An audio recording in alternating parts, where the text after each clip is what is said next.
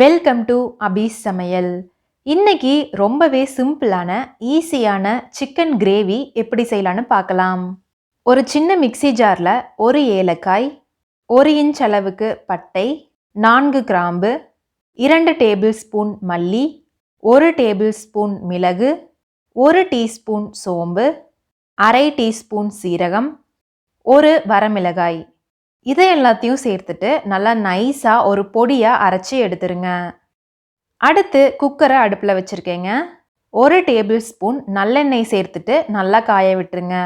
1/2 teaspoon சீரகம், 1 பிரிஞ்சி இலை, 1 ஏலக்காய், 2 கிராம்பு, ஒரு சின்ன துண்டு பட்டை, 2 டீஸ்பூன் இஞ்சி பூண்டு விழுது, 2 கொத்து கறிவேப்பிலை, இதை எல்லாத்தையும் சேர்த்துட்டு நல்லா தாளிச்சிருங்க.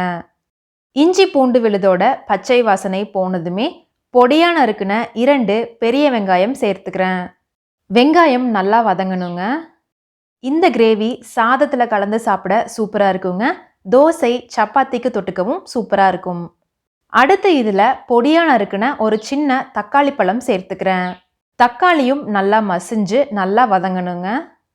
இப்போ பாருங்க, வெங்காயம் தக்காளி ரெண்டுமே நல்லா வதங்கி இருக்கு. அடுத்து இதில் 1/2 டீஸ்பூன் மஞ்சள் தூள், தேவையான அளவு உப்பு, நம்ம அரைச்சி வச்சிருக்க பொடி, இதை எல்லாத்தையும் சேர்த்துட்டு நல்லா கலந்து விட்டுருங்க. 3 நிமிஷத்துலேயே இந்த மசாலால இருந்து எண்ணெய் பிரிஞ்சு வருங்க. அடுத்து இதில் 1/2 கிலோ அளவுக்கு சுத்தம் பண்ணி வச்சிருக்க சிக்கனை சேர்த்துக்கிறேன். இதையும் நல்லா கலந்து விட்டுருங்க. அடுத்து இதில் சிக்கன் வேகிறதுக்காக 1 கப் அளவுக்கு தண்ணீர் சேர்த்துக்கிறேங்க. இதையும் நல்லா கலந்து விட்டுருங்க.